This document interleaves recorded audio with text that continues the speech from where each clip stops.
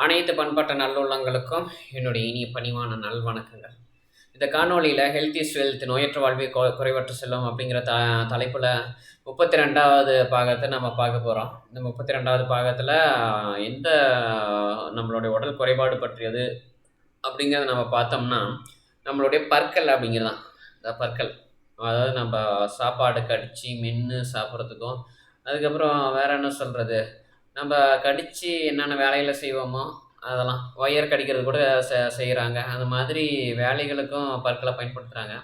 அப்படிப்பட்ட பற்கள நம்ம எப்படி முறையா பாதுகாக்கணும்? அத நம்ப எப்படியெல்லாம் நம்ப சேதப்படுத்தக்கூடாது? இன்னொன்னு பற்கள்ல எந்த மாதிரியான நம்ப வ ஒரு பொருளால நம்ம உடல்ல ஆயிருக்கு? அப்படிங்கிற ஒரு விஷயத்தெல்லாம் உங்ககிட்ட நான் பகிர்ந்துக்க போறேன்.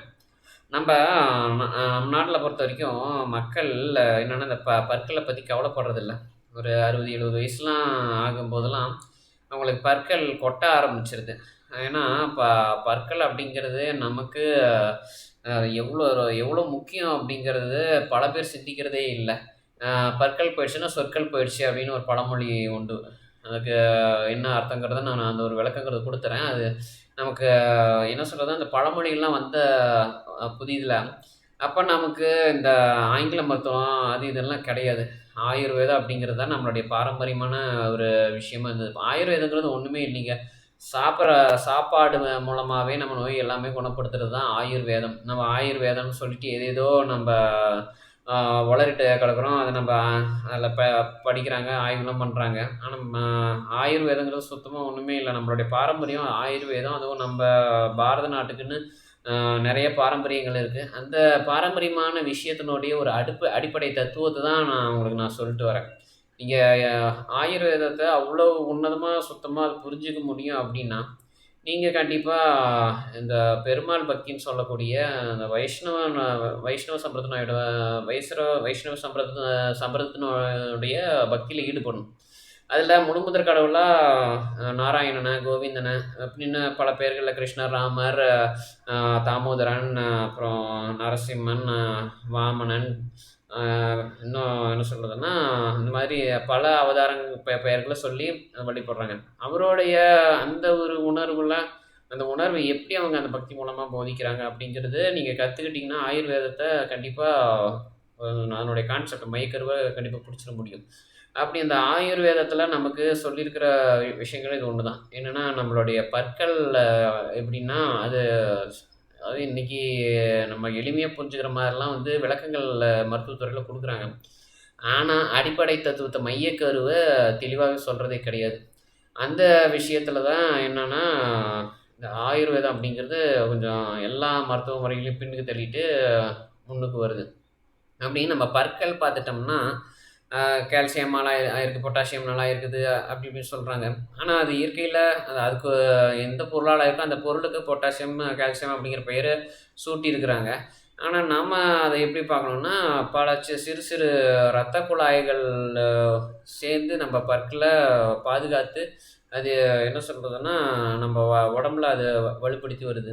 அத என்னென்ன பண்ணக்கூடாது அப்படின்னா, எல்லா விஷயத்துக்குமே சொல்ற என்ன சொல்றது, ஒரே காரணம் என்னன்னா, மாமிசம் சாப்பிடுறதுனால பல்லு பெரிய அளவுல உங்களுக்கு சேதமாகும் உடல்ல. அத நம்ம கண்கூடவே பார்க்கலாம். அது ஏன் அப்படி சேதமாகுதுன்னு பார்த்துட்டீங்கன்னா, அதாவது அந்த சிறு சிறு இரத்த குழாய்கள் அப்படிங்கிறது நம்ம உடல்ல உள்ள பூஞ்சைகளினுடைய ஆதரவுனால தான் அது வளருது. நம்ம ஹார்மோன்ஸ் அது இதுன்னு படிச்சிருந்திருப்போம். ஆனா, அத நீங்க தெளிவா எடுத்து பாருங்க. பற்கள் அப்படிங்கிறது அது சொத்தையாவறதா இருக்கட்டும், அல்லது பல்ல ஒரு குறிப்பிட்ட வயது மேல கொட்டுறதா இருக்கட்டும், எல்லாருக்குமே பல்லு கொட்டாது. அதாவது இன்னைக்கு பற்கள் வயதானதுக்கப்புறம் கொட்டும் அப்படிங்கிற ஒரு ஆ என்ன சொல்றதுன்னா, பெரும்பான்மையா இருக்கிறவங்க அதெல்லாம் அனுபவிச்சு பழகுறதுனால, அதில இருந்து விடுபடுறதுக்கான காரணத்த அவங்க ஏத்துக்கிறது கிடையாது. இந்த வயசாச்சுன்னா பல்லு வலி வரும். இந்த வயசாச்சுன்னா பல்லு சொத்தையாகும். இந்த வயசாச்சுன்னா பல்லுல இருந்து ரத்த கசிவு வரும். இந்த வயசாச்சுன்னா என்ன சொல்ல பல்லு பல் வலி தாங்க முடியாது. இந்த கட்டத்த தாண்டிச்சுன்னா தாங்க முடியாது. அப்படி இப்படின்லாம் சொல்லுவாங்க. ஆனா, பற்களுக்கும் எப்படின்னா ரத்த ஓட்டம் போகுது.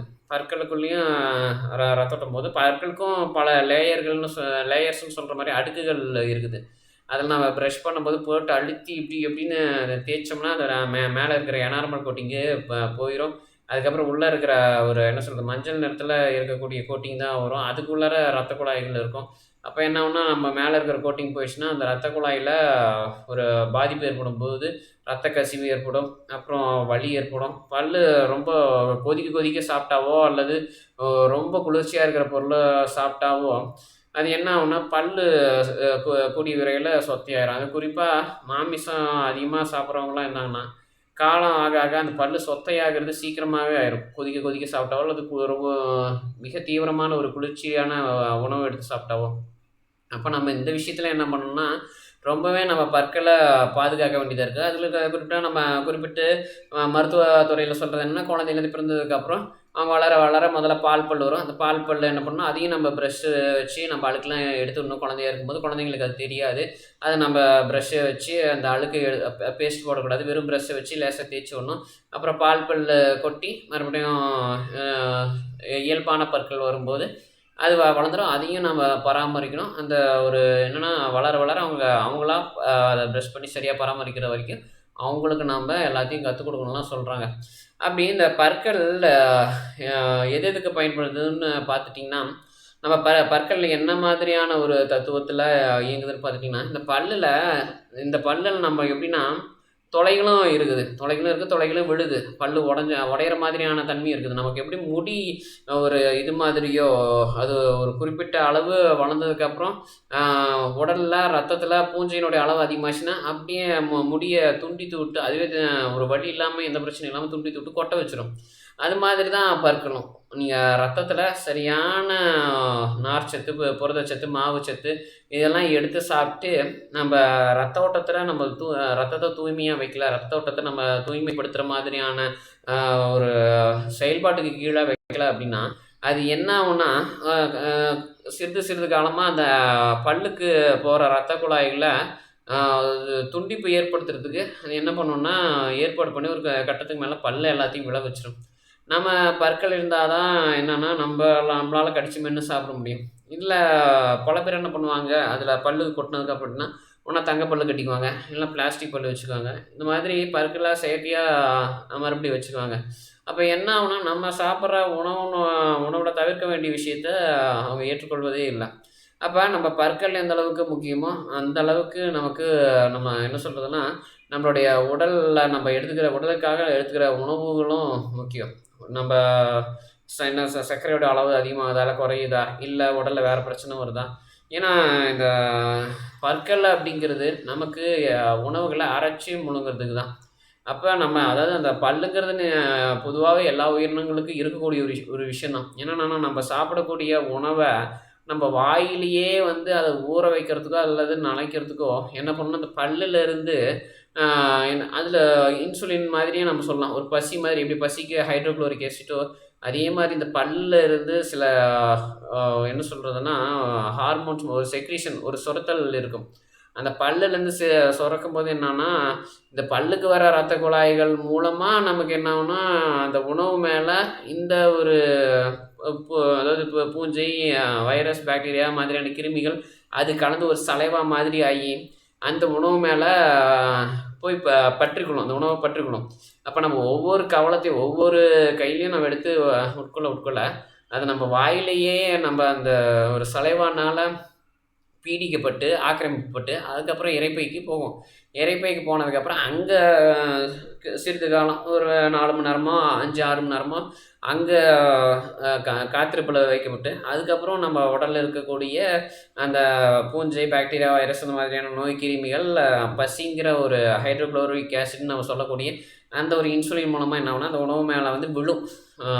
அந்த உணவு மேல வந்து அத புடிச்சுக்கிட்டு, அத அப்படியே என்ன பண்ணும்னா, என்னையும் என்ன சொல்றது, அங்க இனப்பெருக்கம் பண்ண பார்க்கும். அது இனப்பெருக்கம் பண்ண பார்க்கும்போது, அந்த நம்ம சாப்பிடுற உணவு என்ன பண்ணும், நம்ம வயித்துல ஒரு சிறிது காலம் 4, 5 மணி நேரம் இருந்துட்டு, அதுக்கப்புறம் அந்த அத்தனை கிருமிகளும் எப்படி ஒரு பேருந்து நிலையத்தில பேருந்து கொண்டாந்து நிறுத்தினதுக்கப்புறம், பேருந்துல ஒரு 40, 50 பேரு ஏறிட்டாங்கன்னா, நம்ம வண்டி எடுத்துடலாம் அப்படிங்கிற மாதிரி ஒரு கண்ணோட்டத்தில அ வாகன ஓட்டுநர், அந்த பேருந்து ஓட்டுநர் அதிலேயே உட்காந்துருப்பாரு. இல்லைனா வெளியிலேருந்து பார்த்துட்டு இருப்பாரு. ஒரு 40 பேரு, 50 பேர் உட்காந்ததுக்கப்புறம், என்ன பண்ணுவாங்கன்னா, வாகனத்த எடுக்க ஆரம்பிச்சுருவாங்க. அது மாதிரி தான் இந்த பசியிலயும் நம்ப அ என்ன சொல்றது, நோய் கிருமிகள வெளியில எடுத்துட்டு வர்றது, இந்த மாதிரியான ஒரு விஷயமா தான். நம்ம பிறப்பிலேயே வந்து நமக்கு என்னன்னா, இந்த உலக இயற்கையில நம்ம உடல் நம்ம 100% நம்ம எந்த எந்த மாதிரியான ஒரு கோணத்தில, எந்த மாதிரியான ஒரு பார்வையில வச்சிருக்கோமோ, அந்த 100% நான் என்ன சொல்ல நன்மை மட்டுமே இருக்கக்கூடிய ஒரு கட்டமைப்பில இருந்து விலகி இருக்கிறது தான் நம்ப உடல். நம்ம உடல் அது எத்தனை சதவீதம் விலகி இருக்குதோ, அது நம்ம எவ்வளோ பிரச்சனைகள சந்திக்கிறோமோ, அந்த பிரச்சனைகளுடைய அளவு பொறுத்தது. அப்ப இந்த பல்லுங்கிறத பார்த்துட்டோம்னா, பாம்புக்கு கூட பல்லு இருக்குது. அதாவது அந்த பாம்பு அந்த நம்ம கடிச்சா ஏதாவது ஒரு உணவு பொருளையோ, இல்லாட்டி ஏதோ பொருள கடிச்சோம் அப்படின்னா, உடனே அங்க சலைவா சுரக்கும். அது விஷம் அப்படிங்கிறது சுரக்கும். விஷங்கிறது அது ஒரு புரதமா தான் வந்து நம்ம ஆங்கில மருத்துவத்தில சொல்றாங்க. அந்த விஷம் சொரந்ததுக்கப்புறம், அந்த விஷம் எது மேல படுதோ, அது அப்படியே அது மேல பட்டு ஊறி, அது அரிக்க ஆரம்பிச்சுரும். அரிச்சு என்ன பண்ணும்னா, சுத்தமா அது டைல்யூட் ஆகுற வரைக்கும் அத அரிக்கும். நம்ம அத பல்லுல கடிச்சிருக்கோம், இல்ல வாயில வச்சிருக்கோம்னா, அத நம்ம வாயில வச்சிருக்கிற வரைக்கும், அந்த சலைவா அது மேல சொரந்துக்கிட்டே இருக்கும். இப்ப அந்த அந்த சலைவா அத நம்ப அதில சலைவால இருக்கக்கூடிய என்சைம்ஸ் உமிழ்நீர்ல இருக்கக்கூடிய நொதிகள், அந்த நொதிகள்லாம் எத பொறுத்து வந்து நமக்கு அதிகமா இருக்குன்னு பார்த்துட்டோம்னா, நம்ம உடல்ல உள்ள பூஞ்சையினுடைய அளவ பொறுத்து. அந்த நம்ம சாதாரணமா நம்ம உடல்ல ஒரு மனிதன் உயிர் வாழ்றான் அப்படின்னா, அந்த உடல்ல எந்த அளவுக்கு பூஞ்சையினுடைய சதவீதம் இருக்கோ, அத குறைச்சு அத என்ன சொல்றது? ஹைட்ரஜனுடைய அளவ அதிகப்படுத்துறதுக்கு தான் நம்மளுடைய மூளை அப்படிங்கிறது வேலை செய்யும். அந்த ஹைட்ரஜனுடைய இத படுத்தல அப்படின்னா, என்ன ஆகும்னா, நம்ப சா சாப்பிடுற சாப்பாடு ஏதாவது ஒரு நேத்தோ அல்லது ஒரு 2 நாள், 3 நாளைக்கு முன்னாடியோ நம்ம செஞ்சதோ, அதெல்லாம் எடுத்து சாப்பிட்டோம்னா, அதில பூஞ்சை அப்படிங்கிறது வந்து ஒரு புளிப்பு சுவைய குடுக்கும். அந்த புளிப்பு சுவை நமக்கு தெரிஞ்சிரும் பூஞ்சை பிடிச்சிச்சு அப்படின்ட்டு. நாம அத மறுபடியும் பார்க்காம ஏதோ ஒரு பசி சாப்பிட்டோம்னு வச்சுக்கோங்களேன், அந்த பூஞ்சை நம்ம வயித்துக்குள்ள போனாலும் உடம்பு ரத்தம் முழுக்க பரவி உடம்பு முழுக்க போகும். நம்ம உடம்புல ஏற்கனவே நம்ம பிறக்கும்போதே எந்தெந்த மாதிரியான எந்தெந்த சதவீதத்தில நம்ம பூஞ்சை கிருமியினுடைய தொற்றுதலோட பொறந்திருக்கோமோ, அந்த பூஞ்சையினோட போய் என்ன பண்ணும்னா, மேலும் இனப்பெருக்கம் பண்ண பார்க்கும். அப்ப என்ன ஆகும்னா, நம்ம உடம்ப அழிக்க தான் அந்த பூஞ்சை நம்ம சுத்தி இருக்கிற உணவுலாம் நம்ம முயற்சி பண்ணோம். ஆனா, நம்ம அதில தான் தப்பிச்சு என்ன பண்ணோம்னா, ஒரு நல்ல ஹைட்ரஜன் சொல்லக்கூடிய அந்த ஊட்டச்சத்து பொருள நெறைய சாப்பிட்டு நம்ம உடம்புல இருக்கிற அந்த பூஞ்சைங்கிற கார்பன நீர்த்து போக செய்யணும். நீர்த்து போக செஞ்சோம்னா, அதுக்கு நம்ம நல்லா தூங்கணும், குளிக்கணும், பல் துலக்கணும். அப்புறம் என்ன சொல்றது? நல்லா அ அ துவைத்து காய வச்சு நல்லா சுத்தமான தூய ஆடைகள அணியணும். இந்த மாதிரி ஏகப்பட்ட விஷயங்கள் இருக்குது. இத நம்ம என்னன்னா, பற்கள் அப்படிங்கிற ஒரு விஷயத்த எடுத்து நம்ம என்ன பண்ணிட்டோம், நம்ப துணி இது பண்ற வரைக்கும் போயிட்டோம். இப்ப அடுத்ததா அந்த பற்கள் பத்தி நம்ம சொல்லணும் அப்படின்னா, பற்களுக்கும் அதில நான் இரத்த குழாய்கள் போறதா சொன்னேன். ஆனா, அந்த இரத்த குழாய்கள் மிக மிக மிக மிக மெலிசா இருக்கும். அந்த இரத்த குழாய்கள் எப்படின்னா, தொடக்கத்தில அது வந்து கொட்டுற மாரி இருந்ததுன்னா, தொடக்கத்தில ஒரு வலி, ஒரு உறுத்துதல், அரிப்பு, அப்புறம் என்ன சொல்றது, ஒரு சொத்தையா வருது. இது ஏதாவது 1, 2 பல்லு சொத்தையாக்குறது இந்த மாரி அறிகுறி காமிக்கும். ஆனா, நம்ம அதுக்கு மேலயும் நம்ம அந்த பல்லு பராமரிக்கிற மாதிரி சரியா என்ன சொல்றதுன்னா, பல் துலக்கிறது, அதுக்கப்புறம் அந்த பல்ல பராமரிக்கிறதுல கவனம் இல்லாம இருந்தோம் அப்படின்னா, அந்த பல் நாளடைவில என்ன பண்ணும்னா, அந்த இரத்த குழாய அப்படியே துண்டித்து விட பார்க்கும். அந்த இரத்த குழாய துண்டித்து விடுற சமயத்தில என்ன பண்ணிரும்னா, அந்த ஏற்கனவே பல் இருந்த அந்த வேர் பகுதியில தோல் மூடுற மாதிரியான சதை பகுதியை ஏற்படுத்திரும். அப்ப அப்படி ஏற்படுத்திருச்சு அப்படின்னா, பல்லு ஒருக்கா நமக்கு 2வது முறையா கொட்டிச்சு அப்படின்னா, திரும்ப நமக்கு முளைக்கவே முளைக்காது. நம்ம என்ன சொல்றோம்னா, சிரமப்பட்டுட்டே தான் இருக்கணும். அதுக்கப்புறம் நம்ப மரணத்த அடையிற வரைக்கும், இறப்ப அடையிற வரைக்கும் நம்ம என்ன பண்ணணும்னா, அந்த ஒரு பல் இல்லாத ஒரு குறை நமக்கு இருந்துகிட்டே இருக்கு. பேச முடியாது. சொற்கள் எப்படி எப்படின்னா நம்ம பேசும்போது தொண்டையிலேருந்து அந்த காத்து வாடை வந்து நம்ம பல்லு மேல மோதி, அ அ அது ஒரு உச்சரிப்பா ஒரு என்ன சொல்றதுன்னா, ஒரு கோர்வையா மாறுதோ, அந்த கோர்வை, அந்த பேச்சு நமக்கு என்ன ஆகுதுன்னா, பல்லு போனதுக்கப்புறம் இருக்காது. பல்லு போச்சுன்னா, சொல்லு போச்சு. உங்களால இப்ப நீங்க என்ன சொல்றேன்னு வச்சுக்கோங்களேன். அது ஒரு காத்தா வந்து, அது ஒரு புரியாத ஒரு வார்த்தையா தான் கேட்கிறவங்களுக்கு போகும். அப்ப நம்ம பல்லு அப்படிங்கிறது பேசுற பேச்சுக்கு நமக்கு துணை புரியுது. அதே சமயம் நம்ம உணவுகள கடிச்சு, மென்னு, அரைச்சு விழுங்குவதற்கு நமக்கு பற்கள் துணையா இருக்குது. அது இது 2 போக வேற என்னென்ன சொன்னோம்னா, நம்ம உடல்ல இருந்து தேவையில்லாத விஷக்கிருமி, நோய்க்கிருமி, அப்புறம் பூஞ்சை இந்த மாதிரியான என்ன சொல்றதுன்னா, அந்த தேவையில்லாத அனர்த்த கிருமி ஜீவனுங்களையும் என்ன பண்ணணும்னா பல்லு வெளியேற்றும். நம்ம என்ன பண்ணுவோம், எல்லாம் பெரும்பாலும் நம்ம ஒரு சாலையில் போகிறவங்க, சாலை ஓரத்தில் போகிறவங்க, பேருந்தில் போகிறவங்க, அப்புறம் பேருந்து ஓட்டுநர் அல்லது கனரக ஓட்டுநருங்களாம் என்ன பண்ணுவாங்க, அப்படியே அந்த ஜன்னல் ஓரமாக அவங்க வாகனம் இயக்கிக்கிட்டு இருக்கிற அந்த இருக்கையிலேருந்து பக்கத்தில் இருக்கிற ஜன்னல் ஓரமாக அப்படியே புளிச்சின்னு எச்ச துப்புவாங்க. அந்த எச்சில் எப்படி வருது, அதை நான் உமிழ்நீர்னு சொல்லக்கூடாது, நம்ம அதை உமிழ்நீர்னு எடுத்துக்கக்கூடாது. உமிழ்நீர் வேறு. உமிழ்நீர் அப்படிங்கிறது நம்ம ஒரு சாப்பிட்றோம், வாயில் ஏதாவது போட்டோம் அப்படின்னா அதனுடைய ஒரு உணர்வுனால தூண்டுதல்னால நம்மளுடைய உடம்புல இருந்து வெளியில் வர்றது, அதை நம்ம தூண்டி விடுறோம். ஆனால் இந்த எச்சில் அப்படிங்கிறது நம்ம எதுவுமே பண்ணாத போது என்னன்னா வாயிலேருந்து எச்சில் அப்படியே என்ன சொல்கிறது வெளியில் வரும். யாராவது ஒரு சாலை ஓரத்தில் மலம் கழிச்சிருக்காங்க, மூத்திரம் கழிச்சிருக்காங்க, அதனுடைய துர்நாற்றம் நம்ம மூக்கில் படுது, நம்ம பார்வையில் பட்டுது அப்படின்னா உடனே நம்ம வாயிலிருந்து அந்த எச்சில் வெளியில் வந்துடும். அந்த எச்சில்லாம் வேறு ஒன்றும் இல்லை, அந்த நோய் கிருமிகள் தான். அந்த எச்சில் நம்ம துப்புனதுக்கப்புறம் என்னவோ அந்த எச்சிலிருந்து நேராக அந்த போயிட்டு அந்த மலத்துக்கு காற்று மூலமாக போயிட்டு அப்புறம் அந்த மலத்தில் அது இனப்பெருக்கம் பண்ண ஆரம்பிச்சிடும். இந்த மாதிரி தான் நமக்கு என்ன ஆகுதுன்னா நோய் தொற்றுகள் இது ஒரு வழியில் நமக்கு பரவுது, ஏற்படுது. அதனால தான் என்னென்னா நம்ம மலம் கழிக்கிறதா தானே, எச்சில் துப்புறதா தானே, மூத்திரம் கழிக்கிறதா தானே, இல்லை வியர்வை வருது அப்படின்னா வியர்வையை நம்ம தொடச்சி தூக்கி போகிற ஒரு துணி துண்டு அல்லது உடைன்னு சொல்கிற சட்டை இந்த மாதிரியே இருக்கட்டும், எதுனாலும் என்ன பண்ணணும், அது ஒரு பாதுகாப்பான இடத்துல கொண்டு போய் யாரும் இல்லாத இடத்துல அதை நம்ம போட்டுடணும். அதை போட்டு அது மண்ணோட மக்க விட்டுறணும். நம்ம அதுக்காக தான் அந்த பாதுகாப்பை நம்ம ஏற்கனவே பல காலமாக கடைப்பிடிச்சிட்ருக்குறோம். ஆனால் ஏதோ நம்ம வீடு கட்டும் திட்டம், கட்டட அமைப்புகள் அது இதுன்னு வந்தனால நம்ம என்ன சொல்கிறது, அதுக்குன்னு கழிப்பறை அதெல்லாம் வச்சு நம்ம இப்போ இன்றைக்கி பாதுகாப்பில் பழைய நடைமுறை முன்னேறிட்டுன்னு வச்சுக்கோங்களேன். ஆனால் அது நமக்கு எப்படின்னா ஒரு சுகாதாரத்தை கொடுக்குது. அந்த சுகாதாரத்தில் நம்ம நம்ம என்ன பண்ணால் பத்திரமா பார்த்துக்கணும். என்னென்னா ஒரு நாளைக்கு 2 வேளை பற்களை துலக்க சொல்லியிருந்திருப்பாங்க, அதாவது விளக்க சொல்லியிருந்திருப்பாங்க.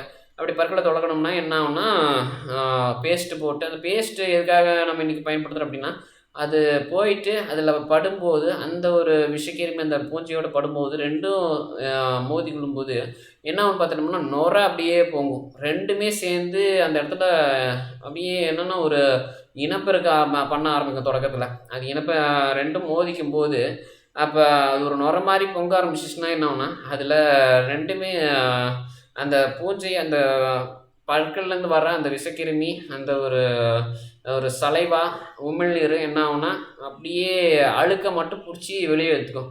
அழுக்கை மட்டும் பிடிச்சி வெளியேற்றுறது மட்டும் இல்லாமல் நம்ம என்னென்னா உள்ளுக்குள்ளார இருந்து நம்ம தொண்டை வரைக்கும் இருக்கிற இன்ஃபெக்ஷன் எல்லாத்தையும் பிடிச்சி அப்படி இழுத்து என்ன பண்ணால் எல்லாத்தையும் வெளியில் துப்பிட்டுட்டோம்னா நம்ம போயிடும். அதே மாதிரி நாக்கு சுத்தம் பண்ண வைக்கணும். இன்னொரு ஒரு மருத்துவ முறை, சிகிச்சை முறை ஒன்று சொன்னாங்க. நான் சின்ன வயசாக இருக்கும்போது கேள்விப்பட்டது. அது என்னென்னா காலையில் 4 மணிக்கு எழுந்திரிச்சதுக்கப்புறம் பல்லெல்லாம் வலிக்கிட்டு அதுக்கப்புறம் வாயை கொப்பளிச்சுட்டு ஒரு நல்லெண்ணெயை ஒரு ஸ்பூனு 2 ஸ்பூனு நம்ம எடுத்து இந்த பல் ஓரத்தில் வச்சோம்னா அது எல்லாத்தையும் உடலில் இருக்கக்கூடிய எல்லா விஷக்கிருமியும் அது இழுத்துரும் அப்படின்னு சொன்னாங்க. அது பலரால் ஏற்றுக்கொள்ளப்பட்ட ஒரு உண்மை. ஏன்னா அது இன்னுமுமே ஆயில் காகல் மெத்தட்னு இப்போது சொல்லிக்கிட்டு இருக்கிறாங்க. இப்போ அந்த முறையில் நம்ம என்ன பண்ணலாம்னா இப்போ நம்ம உடம்பை நல்லா பராமரிக்கலாம். ஆனால் என்னன்னா நீங்கள் இந்த மாமிசம், போதை வஸ்து இதெல்லாம் சாப்பிட, மது இதெல்லாம் உட்கொள்ளாமல் இருக்கணும். அப்படி இருந்தால் மட்டும்தான் ஏற்கனவே உள்ளே போன விஷக்கிருமிகள்லாம் எடுக்கும். அதுக்கப்புறம் நீங்கள் சாப்பிட்ற சாப்பாடு, ஊட்டச்சத்து இதெல்லாம் கொடுத்தீங்கன்னா நான் ஏற்கனவே சொன்ன மாதிரியான ஒரு முறைகளில் உடலில் போய் நமக்கு என்ன ஊட்டச்சத்து மாற்றத்தை நமக்கு ஏற்படுத்தி கொடுக்கும். ஆனால் நீங்கள் மதுவும் அருந்துறீங்க, மாமிசம் சாப்பிட்றீங்க, போதை வஸ்துகளையும் சாப்பிட்றீங்க, அது கூட இந்த மாதிரியான சிகிச்சை முறைகளையும் கடைப்பிடிக்கிறீங்க அப்படின்னா உங்களுக்கு உடலில் எந்த பலனும் இருக்காது. ஏன்னா நீங்கள் எடுக்கிறது ஒரு குறிப்பிட்ட ஒரு உதாரணத்துக்கு ஒரு 100 கிராம் விஷக்கிரமே நீங்கள் வெளியில் எடுக்கிறீங்கன்னு வச்சுக்கோங்களேன். நீங்கள் உள்ளே அனுப்புறது குறைஞ்சது ஒரு 1/4 கிலோ அல்லது 1/2 கிலோ ஒரு மட்டனை சாப்பிட்றீங்கன்னு வச்சுக்கோங்களேன். அப்போ அந்த 1/4 கிலோ 1/2 கிலோ மட்டன் அப்படிங்கிறது என்ன ஆகணும், உள்ளே போய் உள்ளே இருக்கிற வேறு ஏதாவது ஒரு புரதச்சத்து அல்லது வேறு ஏதாவது ஒரு கூட்டு பொருளோடு சேர்ந்து அது என்ன பண்ண ஆரம்பிச்சுன்னா எல்லா இடத்துலையும் இப்போ நீங்கள் 100 கிராம் எடுத்தது மாதிரி எல்லா இடத்துலையும் போய் 100 கிராம் உட்காந்துக்கும். அப்போ நமக்கு என்ன ஆகுதுன்னா எந்த விதமான பலனும் கிடைக்காது. இப்போ பல் அப்படிங்கிறது நமக்கு பற்கள்ங்கிறது ரொம்ப என்ன சொல்கிறதுன்னா அது விலை மதிப்பில்லாதது. அது ஒரு மிகப்பெரிய ஒரு சொத்து, மாணிக்கம், மரகதம், தங்கம், வைரம், வைடூரியம், பிளாட்டினம் இப்படின்னு நம்ம சொல்லிகிட்டே போகலாம். அந்த அளவுக்கு பல்லுக்கு நம்ம என்ன பண்ணோம்னா மிக மிக முக்கியத்துவமாக கொடுக்குறோம். நம்ம பல்லு பல்லை நம்ம பராமரிக்கிறதுல மருத்துவமனைகளுக்கு போனீங்கன்னாவே என்னென்ன முறைகளை கடைபிடிக்கணும்னு சொல்லுவாங்க. அந்த கடைபிடிக்கிற முறைகள் எப்படின்னா, நீங்கள் சைவ உணவுகளை மட்டும் பூண்டு வெங்காயம் சேர்க்கக்கூடாது. பூண்டு வெங்காயமும் நீங்கள் சேர்க்காம தான் வந்து இந்த மருத்துவ மனைகளில் கொடுக்குற ஒரு தீர்வுகளை நீங்கள் வந்து கடைப்பிடிக்கணும். நீங்கள் இது பூண்டு வெங்காயம் போட்டு சாப்பிட்றீங்கன்னா முடிஞ்சு போச்சு. மறுபடியும் பழைய ஒரு என்ன சொல்கிறேன்னா, பூண்டு வெங்காயம் உங்களுடைய மாமிசம் சாப்பிட்றதுக்கு மது அருந்துவதற்கும் உள்ளுக்குள்ளே இருந்து உங்களை தூண்டும். அந்த ஒரு மிருக குணத்தை உங்களை ஏற்படுத்தும். அதனால் பூண்டு வெங்காயமும் விட்டுறணும், மாமிசம் மது போதை வசதி எல்லாத்தையும் விட்டுறணும். விட்டதுக்கப்புறம் இதில் ஏன் வந்து நம்ம பூண்டு வெங்காயத்தை தனியாக குறிப்பிட்டேன் அப்படின்னா, நிறைய பேர் என்ன சொல்லுவாங்கன்னா, பூண்டு வெங்காயம் சுத்த சைவம்பா அப்படிம்பாங்க. ஏன்னா சிவனை வழிபடுறவங்க சைவர்கள் பூண்டு வெங்காயத்தை சாப்பிடலாம் அப்படி சித்தமுத்தத்தில் கொடுத்துருக்காங்க அப்படின்னு சொல்லுவாங்க. ஆனால் நீங்கள் என்ன வேணாலும் நினச்சிக்கோங்க, பூண்டு வெங்காயம் சாப்பிடாம நீங்கள் ஒரு 6 வருஷத்துலேருந்து ஒரு 12 வருஷம் வரைக்கும் இருந்து பாருங்கள். சுத்தமாக சாப்பிடக்கூடாது, எங்கேயும் சாப்பிடக்கூடாது. பூண்டு வெங்காயம் சேர்க்குற ஒரு ஹோட்டலில் கூட நீங்கள் போய் உணவகத்தில் கூட நீங்கள் சாப்பிடக்கூடாது. அப்படி ஒரு என்ன சொல்கிறது, ஒரு உன்னதமான ஒரு ஒரு பத்திய முறை கடைபிடிச்சு அதுக்கப்புறம் நீங்கள் அதனுடைய முடிவு தீர்வு என்னங்கிறது நீங்கள் பார்த்தீங்கன்னா அது எப்படிங்கிறது உங்களுக்கு தெரியும். ஏன்னா நீங்கள் வாயில் போட்டு பல்லில் கடிக்கும் போதே அந்த பல்லில் பூண்டு வெங்காயம் படும்போது அது உணர்வு நேரம் மூளைக்கு போயிடும். அப்போ மூளைக்கு போகும்போது நம்ம மூளைக்கு அது பூண்டு வெங்காயம் போட்டு சாப்பிட்ருக்காங்க அப்படின்னு போகும்போதே அப்போ இந்த உடல் போதை வஸ்துக்களினுடைய என்ன சொல்லி இருப்பிடம் அப்படிங்கிறது மூளை தெரிஞ்சுக்கும். அப்போ அவனுக்கு போதை வஸ்துக்களோட இருப்பிடமா அப்போ நீ மாமிசம் சாப்பிடு, போதை வஸ்துக்களை சாப்பிடு, மது அருந்து அதெல்லாம் நீ சாப்பிட்டினா தான் அது என்ன சொல்கிறதுன்னா அந்த பூண்டு வெங்காயத்துக்கு தேவையான கூட்டு பொருளெல்லாம் வந்து உள்ளே வந்து சேரும். அப்படின்னா உடல் எப்போவுமே வந்து ஒரு ஆக்டிவாக ஒரு புத்துணர்வாக வேலை செஞ்சுட்டே இருக்கும். அப்படிங்கிறதுக்காக தான் அந்த பூண்டு என்ன சொல்கிறது மூளை சொல்கிற விஷயத்துக்கு அடுத்தடுத்து நம்ம போயிட்டுருக்குன்னு வச்சுக்கோங்களேன். சாக்லேட் சாப்பிட்றதா அதே பழக்கம் தான், மிட்டாய் சாப்பிட்றதா அதே பழக்கம் தான்.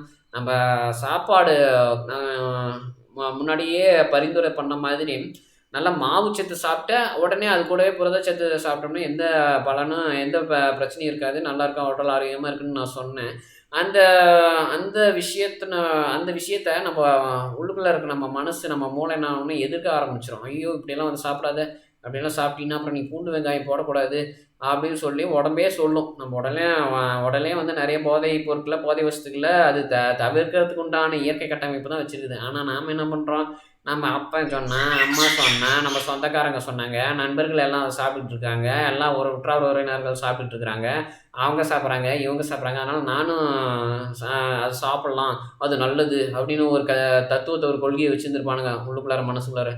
அதெல்லாம் நீங்கள் என்ன சொல்கிறதுன்னா திரும்ப திரும்ப ஒரு பிரச்சனைக்கான காரணம் என்னன்னு சொல்லியும் அதை பற்றி ஆய்வு பண்ணாமல் திரும்ப திரும்ப அதை சாப்பிட்டுக்கிட்டு அது கஷ்டத்தை நீங்களே வந்து தூண்டி வர்றதுக்கு காரணமாக அமைஞ்சிக்கிட்டு என்ன பண்ணுறீங்கன்னா, நீங்கள் கஷ்டப்படுறது இல்லாமல் உங்களுடைய குழந்தைகள், பேர குழந்தைகள் இந்த மாதிரி அடுத்தடுத்த தலைமுறையினர் வர்றவங்களையும் பிடிச்சி தள்ளி விட்டுறீங்க. அவங்களுக்கு விருப்பம் இருக்கா இல்லையா, அதில் ஆய்வு செஞ்சு பார்க்குறாங்களா இல்லையா, ஆய்வு செஞ்சு பார்க்கறதுக்கான ஒரு நோக்கம் மனசு அவங்ககிட்ட இருக்குதா இல்லையா, அதையெல்லாம் எதையும் கண்டுக்கிறது கிடையாது. போதை வஸ்துக்கள் அப்படின்னு வந்து சொல்லக்கூடாது, அதெல்லாம் நல்ல பொருள், நல்ல சத்தான பொருள், அதெல்லாம் சாப்பிடணும் அப்படின்ட்டு. என்னுடைய அப்பா கூட சின்ன வயசில் இருக்கும்போது நீ எலும்பு நல்லா கடிச்சு சாப்பிடு, நல்ல கால்சியம் சத்து கிடைக்கும் அப்படின்ட்டு சொல்லிக்கிட்டு இருந்தார்.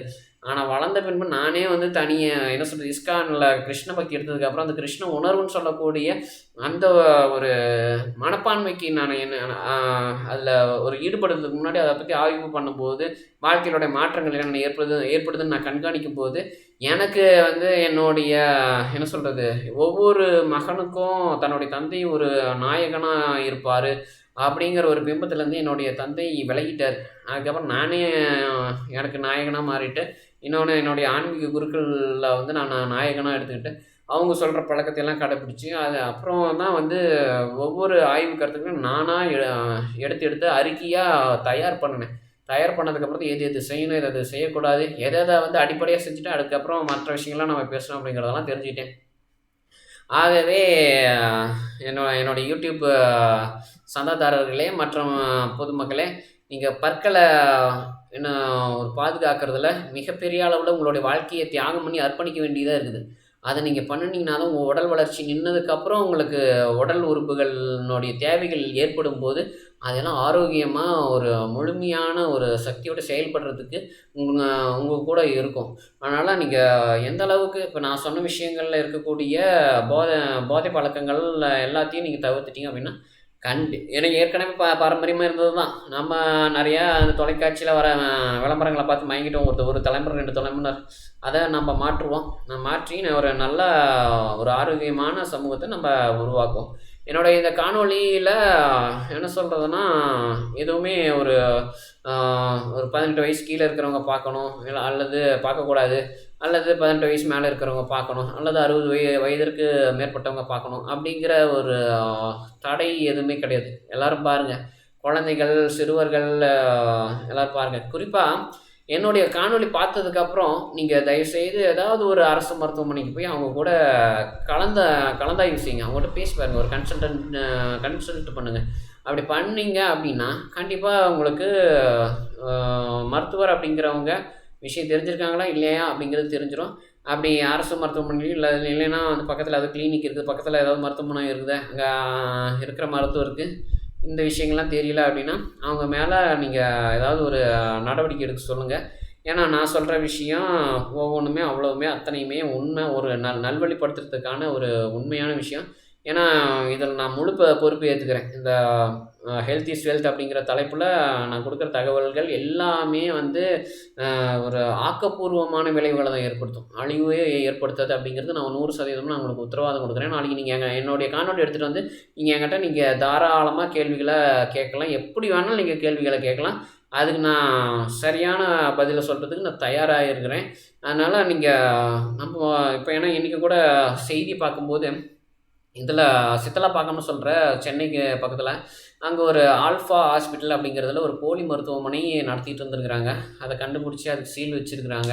அதனால அந்த மாதிரியான மருத்துவமனைகள்லாம் நம்ம அடையாளம் காணணும். ஏன்னா, அடையாளம் காணுறதுக்கு நமக்கு நம்ம மருத்துவமனைக்கு போனோம்னா, அத நம்ப அடையாளம் கண்டுபிடிச்சிடலாம் சீக்கிரமா.